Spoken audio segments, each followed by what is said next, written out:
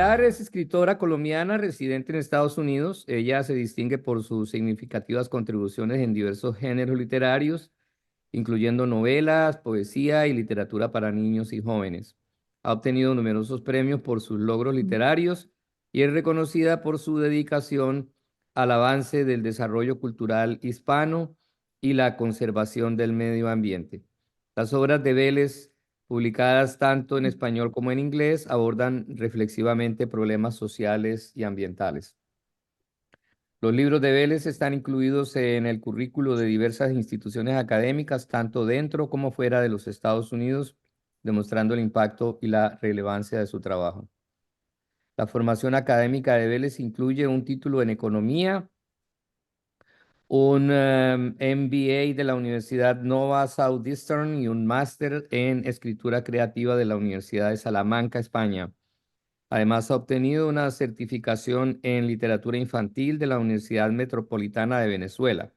Al principio de su carrera fue reconocida como profesora certificada en Colombia. Dicho esto, le doy la palabra a la doctora Elvira Sánchez Blay. Bienvenida, Elvira. Entonces, primero que todo, me interesa destacar la obra narrativa de Pilar y la novela que ella escribió, El Expreso del Sol, que es lo primero que yo leí de ella.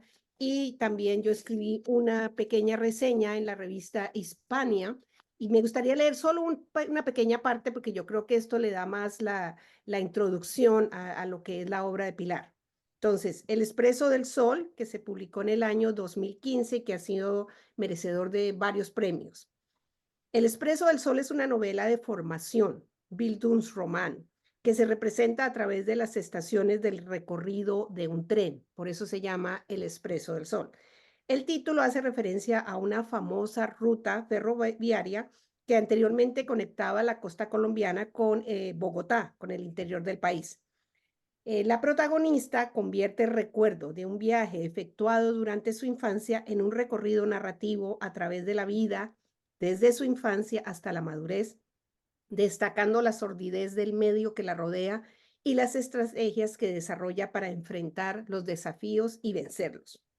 El Expreso del Sol mezcla diversas formas de violencia que se habían vivido en Colombia y que rodean a la protagonista, articulando eficazmente la violencia doméstica, intrafamiliar, barrial, con la violencia política del país. La focalización se transmite por medio de la niña, Corintia, que narra las escenas del diario vivir en medio de un clima de agresión dentro de un entorno familiar y social. En efecto, la travesía del Expreso del Sol revela los desafíos que enfrenta esta niña, Corintia, nacida y crecida en medio de la urbe, cómo se transforma en una adolescente que debe confrontar amenazas permanentes. La autora, en voz de su personaje, cuestiona la rigidez de la abuela Rosario, que la abuela es un personaje tremendo, muy duro, muy difícil. En ese sentido, lo que hace la novela es mostrarnos las diversas violencias que se transmiten de generación en generación en generación, especialmente a través de las mujeres.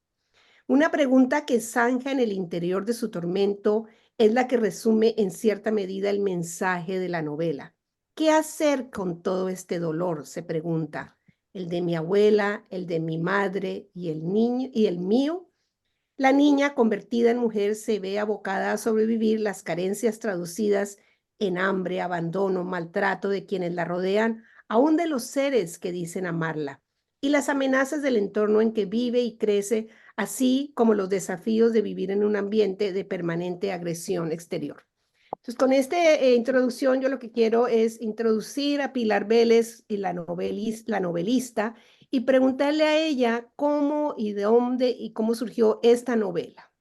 El Expreso del Sol era una deuda que yo tenía desde siempre porque aprendí a comunicarme con mi mundo exterior a través de las palabras escritas. Yo no podía comunicarme con mi abuela, con mi madre, con la gente que me rodeaba y decirle todo lo que yo pensaba porque o sea, más que una paliza me hubiese llevado. Era una manera de defenderme, de sobrevivir. Por eso me gusta mucho ese libro de Mendoza, de leer es resistir, porque sí, y también escribir es resistir. es resiliencia, escribir es resiliencia. Yo creo que ese es el próximo libro que pronto si algún día lo escribo, escribir es resiliencia. Y en este personaje de Corintia fue así, yo encontré en las letras esa, esa alma protectora, ese ángel protector para poder sobrellevar una niñez que a los 7 años prácticamente se mutiló, y desde allí empieza a surgir el Expreso del Sol, que fue el tren en el que viajó Corintia desde la zona de la costa hasta que llega al interior del país. Y de ahí el nombre de la novela. Dentro de esa novela también hay un huracán, porque la novela empieza con el huracán. Cuéntanos también cómo articula la figura como metáfora y como sentido real del huracán. Sí, mira, ese es un detalle de esos detalles que digamos los artistas, los creadores hacemos también en la literatura y que a veces pasan sin ser pues vistos por los reconocidos por los propios lectores. Y yo juego con el tiempo. La novela empieza con el huracán Vilma y termina con el sol nuevamente, porque es que pasamos de ese huracán a esa metamorfosis que va sufriendo los personajes, ese viaje del héroe, ese viaje de todos estos personajes, y la novela arranca allí en una desolación, en una amenaza de muerte, en un caos real que era en Miami, donde yo no sé si ustedes recuerdan cuando pasó el huracán Vilma que nos decían, eh, bueno, va a destruir la Florida, va a ser peor que Andrew en Miami, se va a llevar la Florida. Y efectivamente el huracán era tan grande que eh, no había a dónde irse. Y nosotros estamos en un embudo. Entonces, ese sentimiento de desesperación que tiene la escritora se lo pasa al personaje, a Corintia, y ahí es donde arranca la novela. Necesito salir de aquí, necesito liberarme, que este huracán se lleve todo. Y precisamente esa es la transformación que vamos haciendo en la novela. La novela no está narrada en capítulos, sino en estaciones, en viajes de vida. Muchas personas a veces me dicen, esto es una crónica novelada. No sé, Elvira, tú eres más especialista que yo en ese tema. Tú dijiste muy bien que es Bildungsroman Romance porque es la superación de los personajes. Y yo me identifico mucho por esa línea. Pues yo diría que es una novela testimonial, porque desde el individuo, desde una historia individual, refleja una colectividad. Y ese es como el próximo punto. Es una novela autobiográfica, pero también tiene ficción, tiene algo de ficción, tiene algo que traiga de otras partes o es absolutamente autobiográfica. Es una novela autobiográfica. Obviamente, pues tuve que pues, cambiar los nombres de los personajes un poco. Hay un capítulo eh, donde hablo de Julio Rengifo, que es un personaje donde sí recogí como una leyenda familiar de un personaje que desapareció de la manera que lo comento en la novela.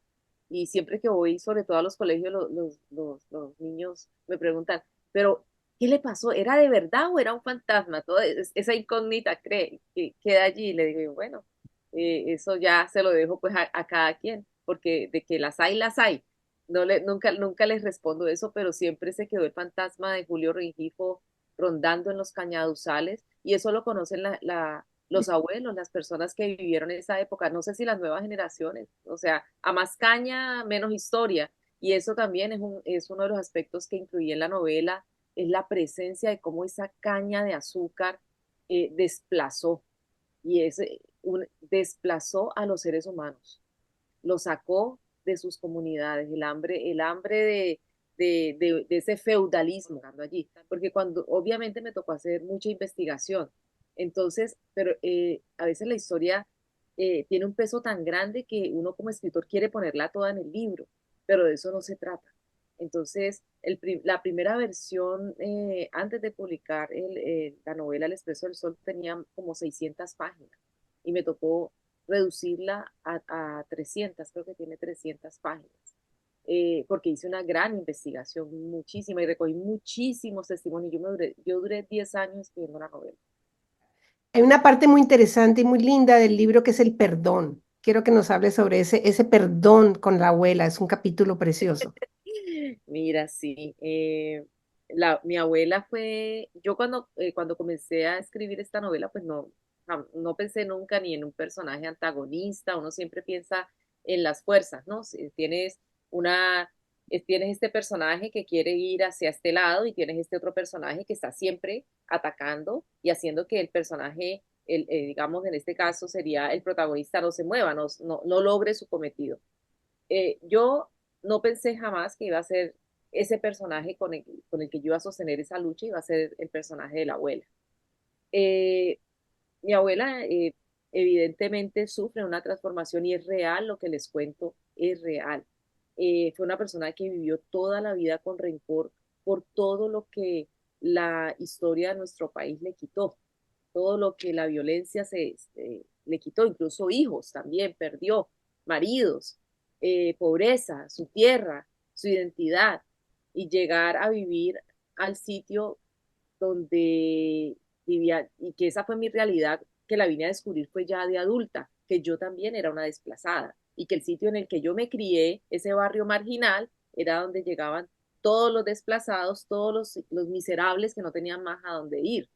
Entonces, cuando una persona, eso es como llegar a lo más bajo, a lo más bajo. Entonces, mi abuela, que era una muchachita como nosotros, como nosotras chicas, una niña buena, porque nace, o sea, nacen buenos y la sociedad los corrompe, o sea, o qué es lo que sucede. Un personaje como ella que nace campesina y desde adolescente empieza a sufrir pérdidas y pérdidas en su vida, pues va alimentando ese rencor. Y luego se convierte en madre y luego en abuela. Entonces, pero el dolor sigue allí. De un personaje que va mutando y va generando transgresiones.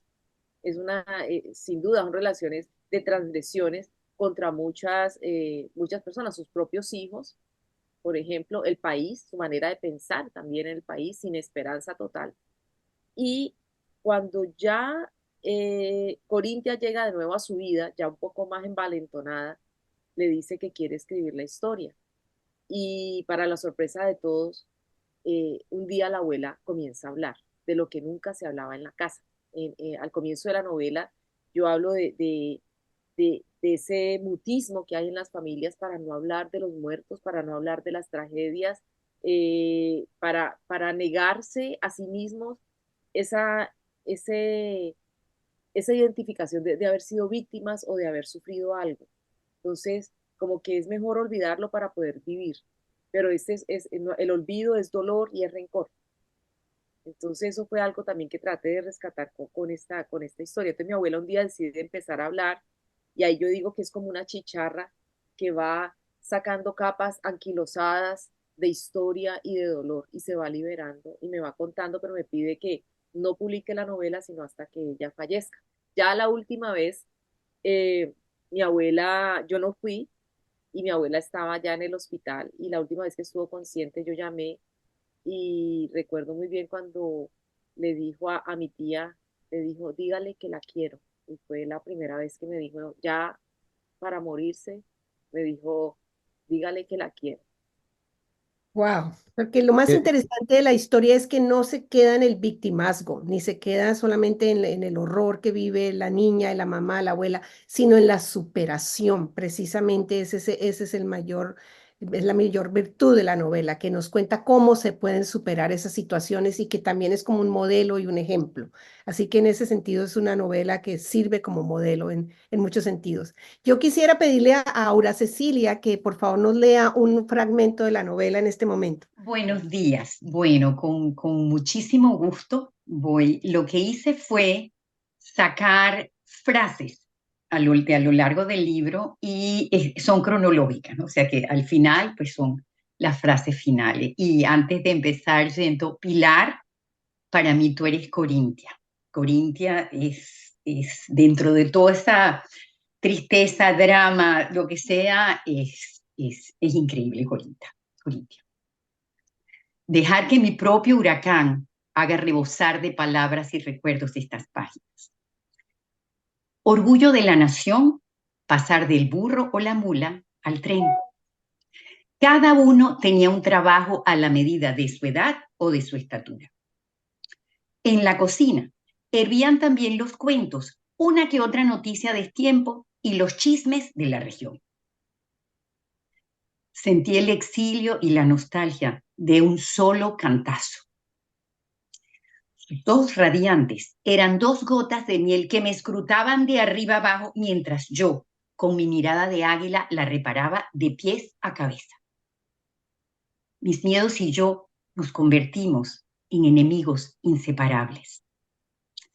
Salir a la acera era como abrirnos la puerta de la jaula y tener el placer de desplegar las alas y volar. Al Cristo lo flagelaron por decir la verdad y a nosotros por ser niños y portarnos como tales. Mi árbol y yo lo sabíamos todo. El chisme viajaba con ellas como un duende con patines.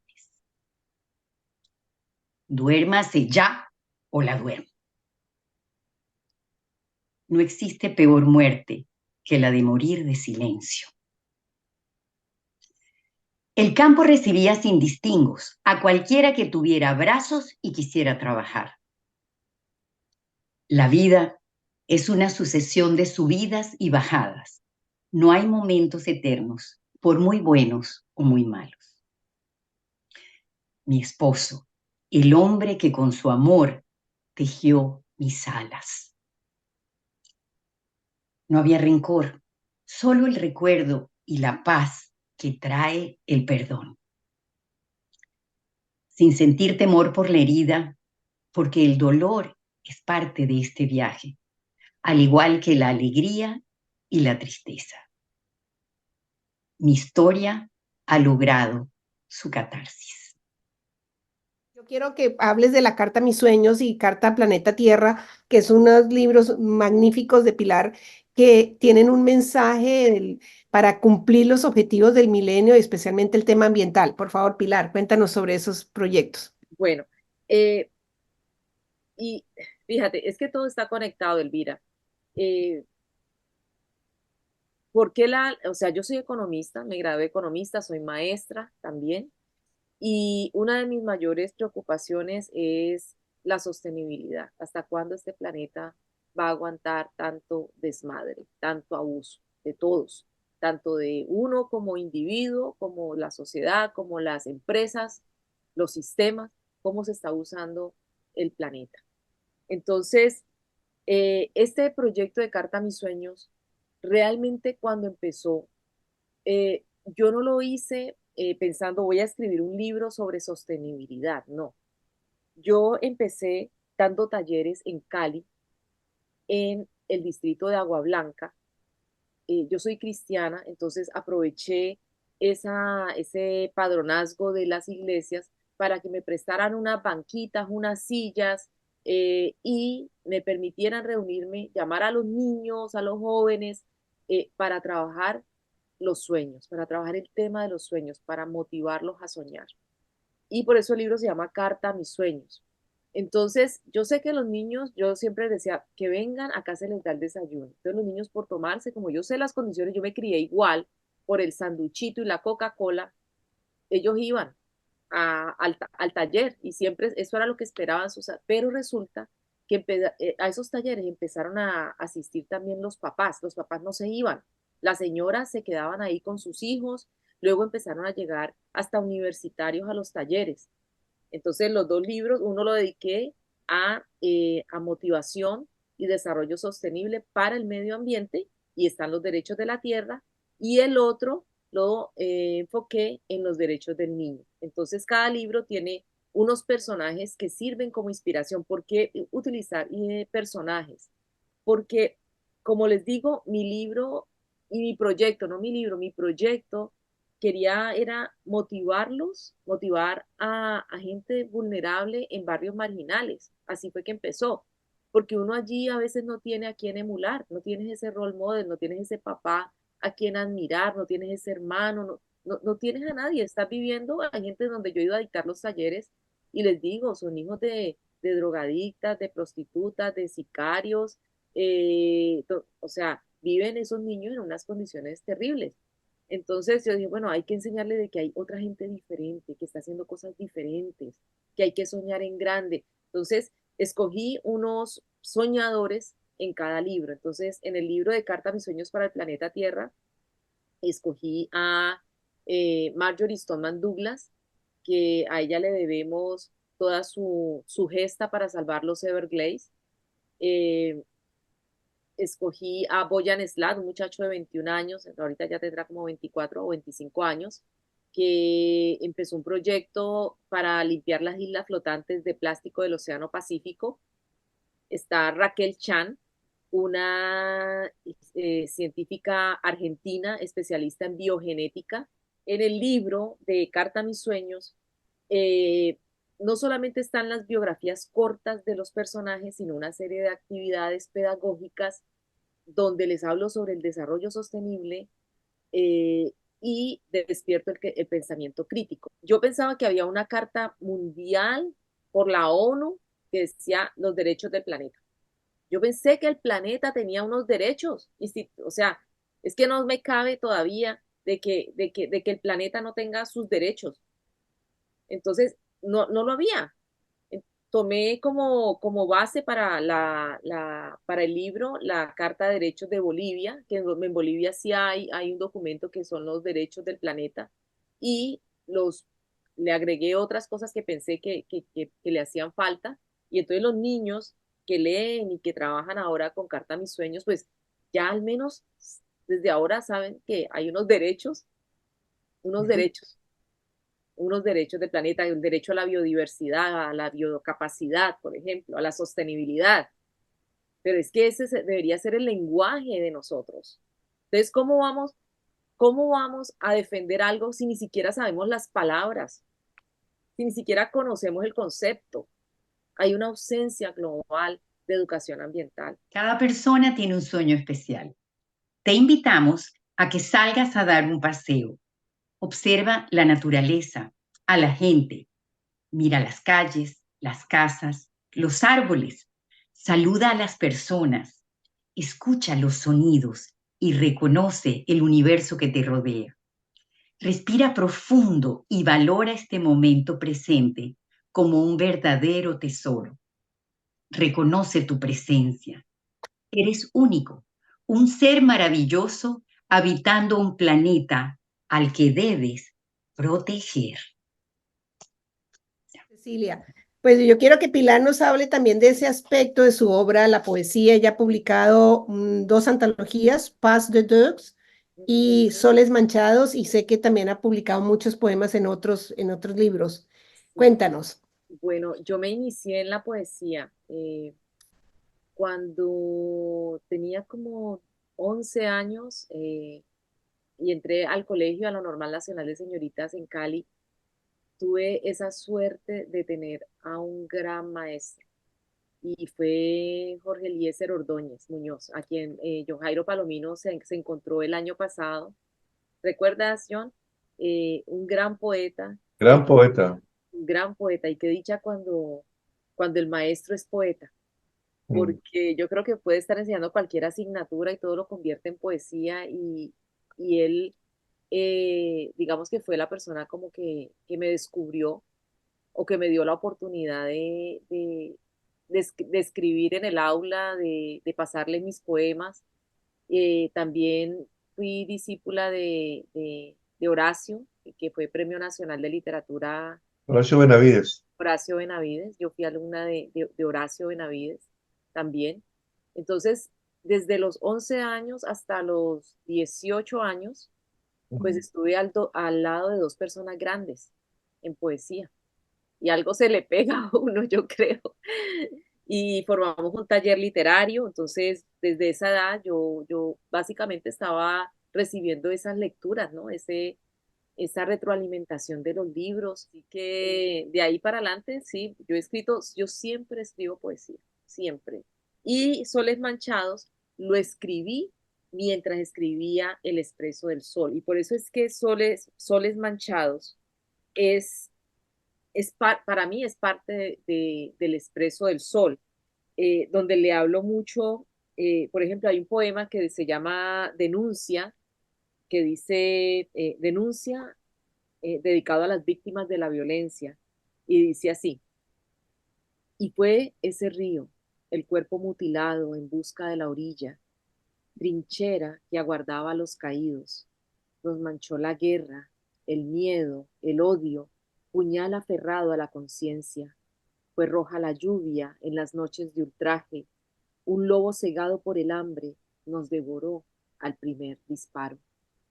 Entonces, esto era lo que yo no podía escribir en el Expreso del Sol, yo lo escribí acá en Soles Manchados. Y este poema, por ejemplo, cuando hablo del río, y fue ese río, el cuerpo mutilado en busca de la orilla, me refiero a todas esas personas que asesinaron y lanzaban al río Cauca cuando aparecían los muertos. Entonces, este poema denuncia es eso. Entonces, todos estos poemas que están aquí, hay otro que se llama Campo Santo, y es la búsqueda de estas personas sin NNs que entierran.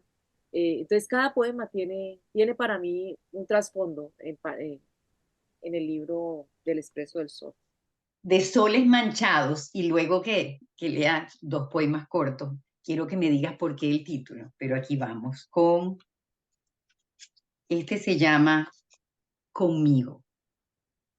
En esta tarde que cuelga del balcón, quiero ventilar mis cosas, compartir estas preguntas que marchitan. Hoy por fin, tomando el café, entendí que siempre he vivido en las respuestas. Y luego, este se llama Más tiempo. ¿Qué les diré? Que devuelvo virgen el puñado de ilusiones, su tiempo lirio blanco, días huyéndole a la muerte. Seré caja desierta, sin el arrullo del latido, desnuda de la carne que me dieron, huérfana ante la injusticia de sus ojos. Con el dolor de mis anhelos, solo míos, sin los grilletes, partiré. Les dejo mis pecados implorando de rodillas. Pues mira, es que podemos seguir hablando de poesía y de narrativa, pero yo quisiera pasar a la parte más linda de literatura infantil, que es una parte muy bella de la obra de Pilar, que me encanta. No sé cuántos libros has publicado ya, bilingües: Anita and Grandma's Dulce de Leche, Un regalo para Laura, Laura y el Mago del Cielo, Carta a mis sueños. Bueno, ese es infantil, pero también ya hablamos de eso. Caído del cielo, Falling from Sky, y uno reciente que no me acuerdo el título. Sí, eso es extraño. Eso es extraño, que es el del Sí. canguro, el canguro y la gallina. Ah, el del canguro y la gallina, sí. Ese es Aquí lindo, está. es Este libro, precioso. por un lado está la gallina Ramona y por el otro lado está la versión del canguro. ¿Qué tiene de especial este libro? Bueno, vamos a pasar al... Bueno, este libro yo sigo con el canguro porque el canguro es el personaje de Carta a mis sueños, entonces yo lo traigo de nuevo al libro. Este libro fue ilustrado por Alinor Díaz eh, y empieza así. Mira. Es bello, es contado en rimas pareadas.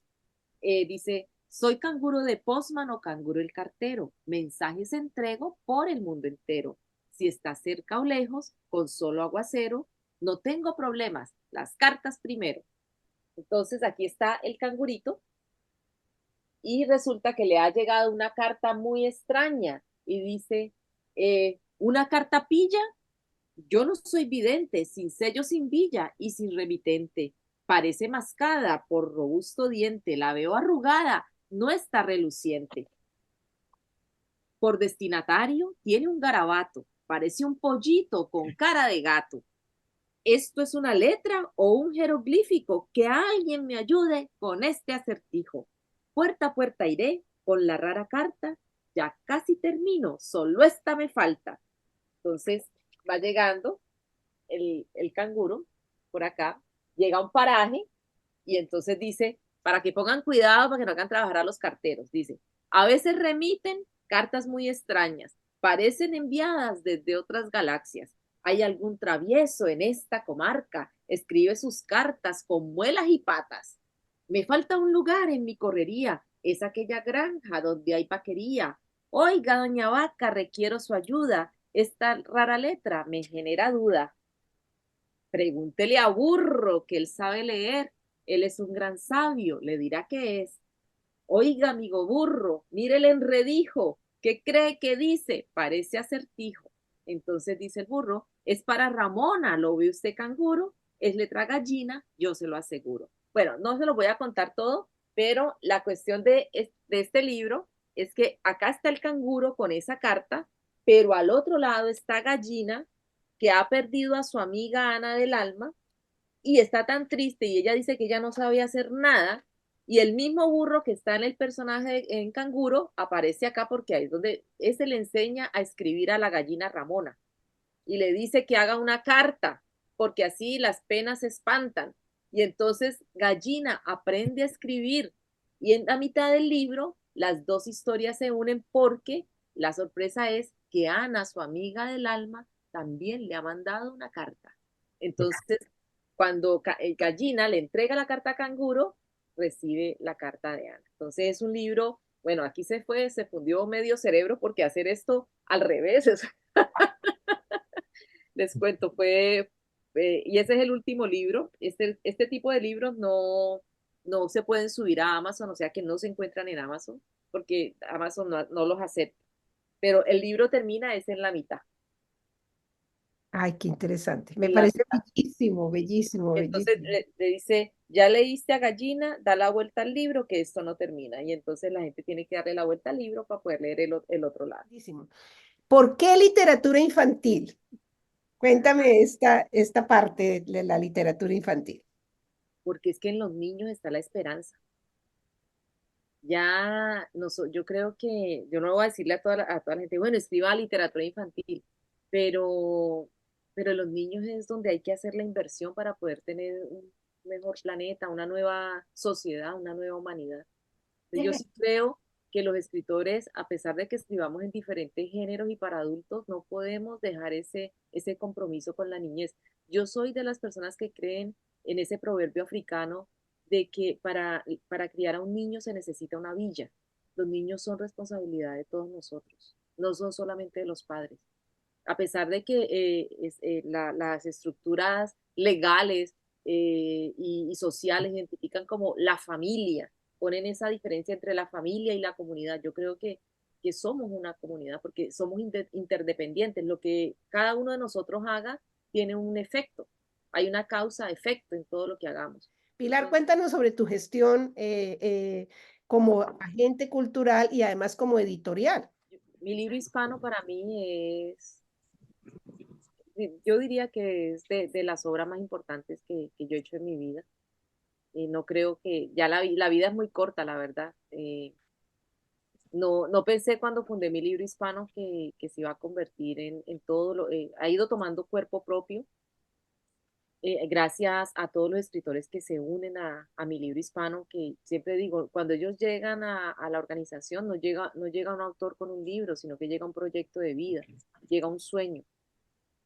Y mi libro hispano es como un árbol de los sueños, donde cada persona tiene la oportunidad de ser tratado con dignidad, con respeto, con oportunidad, que para mí eso es muy importante, sobre todo si ustedes ven, por eso esta entrevista me pareció tan linda, porque empezamos por de dónde es la autora, cuál es la raíz de esa autora. Y, y las oportunidades son necesarias, es necesario darle oportunidad a las personas de que demuestren sus talentos, de que permitirles soñar, que lleguen a un espacio seguro donde poder soñar. Y eso es mi libro hispano. Yo creo que a pesar de que no es fácil, sabemos que la carrera de escritor, si es que se puede hablar, yo diría de un oficio, del oficio de escritor, no es fácil. Y más en una sociedad donde la industria del entretenimiento nos está robotizando de manera. Entonces mi libro hispano es como una casa que se creó con ánimo de servicio, no se creó con ánimo de otra cosa, sino de dar oportunidades. Aquí en Miami era muy difícil y sigue siendo difícil, no solamente en Miami, sino en otras ciudades, en países donde las élites eh, son tan cerradas que es muy difícil que un autor emergente sea escuchado, sea conocido, tenga una oportunidad. Nosotros aquí, muchos de los que estamos acá somos beneficiarios y yo de verdad agradezco mucho haber ingresado a mi libro hispano. Gracias a eso he podido, también me ha dado una motivación para seguir escribiendo y poder tener foros donde presentar la obra, porque uno no escribe solo aquí, rodeado de un bonito lugar y ya. No, uno necesita un foro, uno necesita una audiencia. Pilar, lo que leíste de tu libro infantil tiene una ternura superlativa. Para que hayas llegado a eso, se nota la terapia que se alcanzó a través de tus libros que narran parte de tu juventud. Y eso demuestra la virtud de aceptar la escritura con tanta intensidad y honestidad, porque te llevó a hacer una terapia tan completa que te permite hacer libros para niños. Si no lo hubieras hecho, no puedes lograr hacer libros para niños. Gracias. Quería dar testimonio, quería dar una fe sobre lo que es Mi Libro Hispano. Mi Libro Hispano dejó de ser una organización hace tiempo y se convirtió en una familia donde todos compenetramos, donde todos, dice Pilar, que ojalá se estuviera dando, y yo creo que sí se está dando, donde muchos de nosotros siempre apoyamos al que va pasando y vamos subiendo los escalones. Gracias a Dios nos vamos superando y vamos mirando al que está más arriba y queremos ser el de más arriba y pedimos ayuda, y ese de arriba nos va ayudando a nosotros y nosotros vamos ayudando al que va empezando, y se va transformando en una cadena donde va dejando en cada persona, en cada escritor que traemos nuestro sueño, que estamos desorientados al principio, nos va dando ese horizonte. Y de verdad, desde lo más profundo de mi corazón, le doy gracias a Pilar Vélez por hacer realidad su sueño y nuestro sueño.